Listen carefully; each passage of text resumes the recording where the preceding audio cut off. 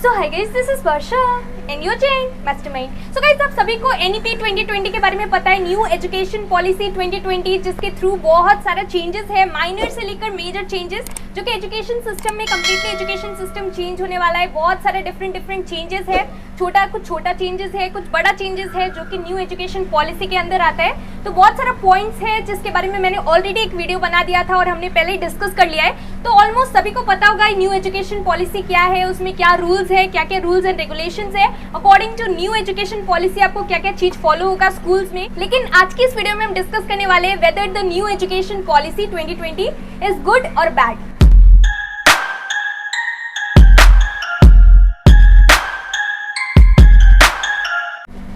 So let us begin.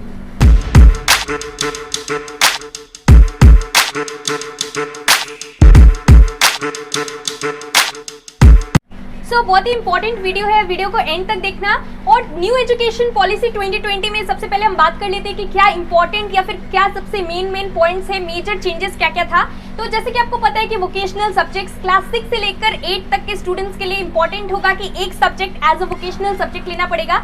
Vocational subject क्या है, यानी कि पढ़ाई को छोड़कर क्या एक्स्ट्रा करिकुलर एक्टिविटीज है जिसमें कि स्टूडेंट को एटलीस्ट 1 सब्जेक्ट आपको लेना इंपॉर्टेंट होगा या फिर कंपलसरी होगा, आप बोल सकते हो। तो उसमें क्या क्या चीज आएगा, जैसे कि मेटल वर्क, कारपेंट्री हो गया, मेटल वर्क हो गया, इलेक्ट्रिक वर्क हो गया, पॉट मेकिंग हो गया। तो ये सारे डिफरेंट चीज है, उसमें से कुछ एक vocational subject as a vocational subject students को लेना इंपॉर्टेंट होगा। क्लास 6 एंड अबव स्टूडेंट्स को कोडिंग सिखाया जाएगा। और सबसे इंपॉर्टेंट चीज ये है कि तो बेसिकली आईसीएसई स्टूडेंट्स के लिए क्या रूल था पहले कि आईसीएसई स्टूडेंट्स को पहले से चूज करना पड़ता है। In class 9 they have to choose and again in class 11 they have to choose. अगर सीबीएसई की बात करें तो सीबीएसई में डायरेक्टली 11 में चूज करना पड़ता है आपको स्ट्रीम, कि आपको साइंस लेना है, कॉमर्स लेना है, आर्ट्स। लेकिन यहाँ पर there will be no separation of streams, तो कोई स्ट्रीम का सेपरेशन नहीं होगा। तो ये सारा चेंजेस था, डिफरेंट चेंजेस जो कि न्यू एजुकेशन पॉलिसी एनईपी 2020 के अंदर आता है। तो ये सारा चीज कब से इंप्लीमेंट होगा उसके ऊपर मैंने ऑलरेडी एक वीडियो बना दिया था, when will this new education policy come into effect. And obviously it is quite obvious that अभी जो है आपका बोर्ड एग्जाम्स 2021 में डेफिनेटली होगा। क्लास 11 के स्टूडेंट्स ने ऑलरेडी स्ट्रीम्स चूज कर लिया है,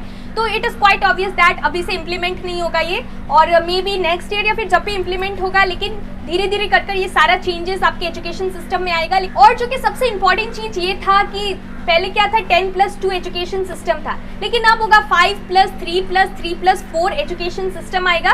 तो बेसिकली 10+2 क्या था कि क्लास 10 में आप बोर्ड एग्जाम्स देते हो, फिर 10+2 यानी कि 12 में, क्लास 12 में बोर्ड एग्जाम्स देते हो। लेकिन according to this policy exams जो होगा 5+3+3+4 एजुकेशन सिस्टम होगा। बेसिकली यहाँ पर 4 स्टेजेस में आपका एजुकेशन सिस्टम को डिवाइड कर दिया गया है। 5 जो है आपका बेसिकली प्राइमरी स्टेज होगा, उसके बाद जो कि 5+3, 5 मतलब क्या है, यहाँ पर नर्सरी से लेकर क्लास 2 तक, यानी कि नर्सरी, एलकेजी, यूकेजी 1, 2 यानी कि 5 इयर्स। ये 5 इयर्स प्राइमरी स्टेज होगा। उसके बाद प्रिपरेटरी स्टेज आएगा जहाँ पे 5 के बाद 5+3 है, उसके बाद 5+3 है, यानी कि अभी 2 तक हो गया। उसके बाद क्लास 3, 4, 5, ये 3 इयर्स, 5+3 यानी कि 3 ऐड कर दो तो 2 के बाद 3, 4, 5 यानी कि क्लास 5 तक प्रिपरेटरी स्टेज। उसके बाद 5+3+3 अगेन 3 ऐड हो जाएगा, उसके बाद अगेन 3 ऐड हो जाएगा तो क्लास 5 था। उसके बाद 6, 7, 8, तो यहाँ पर क्लास 8 तक आपका प्राइमरी स्टेज, प्रिपरेटरी स्टेज, उसके बाद आपका आएगा मिडिल स्टेज। तो क्लास 8 तक मिडिल स्टेज हो जाएगा। उसके बाद फिर से 5+3+3+4 यानी कि क्लास 8 के बाद 9, 10, 11, 12, तो ये 4 इयर्स है, ये आपका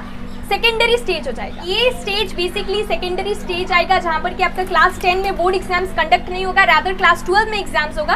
तो ऐसा टाइप का कुछ पॉलिसी आने वाला है जो कि 5+3+3+4 एजुकेशन पॉलिसी पे बेस्ड है। तो ये सारा डिफरेंट चेंजेस था now according to this new education policy. इस वीडियो में हम जैसे कि बात करने वाले हैं कि whether new education policy is good और बैड। तो कुछ स्टूडेंट्स बोलेंगे कि न्यू एजुकेशन पॉलिसी बहुत ही अच्छा हुआ, कुछ लोग बोलेंगे कि बहुत ही खराब हुआ, न्यू एजुकेशन पॉलिसी अच्छा नहीं है। सो कितने लोग को न्यू एजुकेशन पॉलिसी अच्छा लगा होगा, कितने लोग को बुरा लगा होगा, but what is the main point here. सबका अपना अपना ओपिनियन है इसके रिगार्डिंग एनईपी 2020 को लेकर न्यू एजुकेशन पॉलिसी। लेकिन यहाँ पर एक पॉइंट जो है ये काफी मुझे उतना अच्छा नहीं लगा। तो ये एक पॉइंट क्या है कि फर्स्टली इस पॉइंट में उन्होंने क्या बोला है दैट लोकल लैंग्वेज या फिर रीजनल लैंग्वेज को प्रमोट किया जा रहा है। और जो भी स्टूडेंट्स है बेसिकली क्लास 5 तक ये कंपलसरी नहीं होगा कि आपको इंग्लिश में बोलना है। तो बेसिकली इंग्लिश में कम्युनिकेट करना इंपॉर्टेंट नहीं है, और कोई भी रीजनल लैंग्वेजेस और जितने भी रीजनल और लोकल लैंग्वेज इसको प्रमोट किया जा रहा है। तो एक तरह से ये ठीक है, लेकिन एक तरह से बहुत लैक हो जाएगा। क्यों लैक हो जाएगा? जितने भी अंडर प्रिविलेज स्टूडेंट्स हैं वो लोग डायरेक्टली क्लास 6 में आएंगे, उसके बाद उन्हें इंग्लिश से इंट्रोड्यूस किया जाएगा। तो उन्हें क्लास 6 में इंट्रोड्यूस किया जाएगा इंग्लिश से, और उन्होंने ऑलरेडी रीजनल लैंग्वेज अच्छे से उन्हें ऑलरेडी आता है, तो रीजनल लैंग्वेज ऑलरेडी आता है, उसे प्रमोट किया जा रहा है। तो यहाँ पर इंग्लिश जो है हमारा इंपॉर्टेंट लैंग्वेज है। जैसे कि आपको पता है कि इंग्लिश जो है इंपॉर्टेंट है, सभी को जानना इंपॉर्टेंट है, और यहाँ पर ज़्यादातर चीज़ जो है इंग्लिश में रहता है, तो बहुत इंपॉर्टेंट है कि सारे स्टूडेंट्स को आना चाहिए। और यहाँ पर जितने भी अंडर प्रिविलेज चिल्ड्रन है, तो बेसिकली यहाँ पर जितने भी किड्स है अपर बैकग्राउंड से, तो उसमें क्या होगा कि घर में ऑलरेडी इंग्लिश में बात होता है, तो ऑब्वियसली इंग्लिश में कम्युनिकेशन उन लोगों का ज़्यादा रहेगा। लेकिन जितने भी अंडर प्रिविलेज चिल्ड्रन है, जो भी रूरल एरिया से है, वो लोग लैक कर जाएंगे, और डायरेक्टली क्लास 6 में उन्हें इंट्रोड्यूस कराया जाएगा इंग्लिश से, तो उन्हें उतना अच्छे से समझ में नहीं आएगा और बहुत प्रॉब्लम होगा। और क्लास 6 से डायरेक्टली वो लोग स्टार्ट करेंगे तो बहुत ही डिफिकल्ट होगा उन स्टूडेंट्स के लिए। ये एक डिसएडवांटेज है, और साथ ही साथ इंग्लिश जो है ग्लोबल लैंग्वेज है, जो कि बहुत ही इंपॉर्टेंट है सभी को जानना। और अगर रीजनल लैंग्वेज को प्रमोट किया जा रहा है, तो at the same time English को भी प्रमोट किया जाना चाहिए, क्योंकि अगर ऐसा नहीं होगा तो बेसिकली जितने भी अंडर प्रिविलेज चिल्ड्रन है they are going to lack. तो मुझे ये पॉइंट सही नहीं लगा। अब डिफरेंट ओपिनियन होगा ना, सबका अपना अपना ओपिनियन है। Some will agree with this point, some will not agree, totally depends. लेकिन ये जो न्यू एजुकेशन पॉलिसी है, इसमें ये पॉइंट मुझे उतना अच्छा नहीं लगा। सो ये पॉइंट जो है ये थोड़ा डिसएडवांटेजेस है स्टूडेंट्स के लिए। और फिर कुछ इंपॉर्टेंट चेंजेस है, जैसे कि कोडिंग सिखाया जाएगा क्लास 6 एंड अबव स्टूडेंट्स को, वो बहुत ही अच्छा है। वोकेशनल सब्जेक्ट्स होगा, वो भी बहुत अच्छा पॉइंट है। सेपरेशन ऑफ स्ट्रीम्स को लेकर आपका क्या ओपिनियन है, मुझे कमेंट सेक्शन में बताना। और बहुत इंपॉर्टेंट चीज़ ये है कि बुक्स को छोड़कर जितना भी एक्स्ट्रा करिकुलर एक्टिविटीज़ है वो सब सिखाया जाएगा, तो ये उसको ज़्यादा प्रमोट किया जाएगा। सो दैट इज़ गुड, लेकिन ये पॉइंट मुझे अच्छा नहीं लगा। और दूसरा इंपॉर्टेंट चीज़ है इम्प्लीमेंटेशन, कैसे इसे इम्प्लीमेंट किया जाएगा, कैसे इसे एग्जीक्यूट किया जाएगा, ये सारा पॉइंट्स कैसे इम्प्लीमेंट होगा इस पे भी डिपेंड करता है। तो जैसे कि कोडिंग एंड ऑल सिखाया जाएगा, तो ये सब चीज़ अगर पेड सर्विस होगा तो सारे स्टूडेंट्स इसे अफोर्ड नहीं कर पाएगा। लेकिन अगर ये चीप होगा या फिर फ्री ऑफ कॉस्ट होगा, तो जितने भी रूरल एरियाज़ के स्टूडेंट्स हैं, जितने भी अंडर प्रिविलेज स्टूडेंट्स हैं, सारे स्टूडेंट्स को बेनिफिट होगा। तो ये कैसे एग्जीक्यूट होता है, कैसे इंप्लीमेंट होता है, इस पर भी डिपेंड करता है।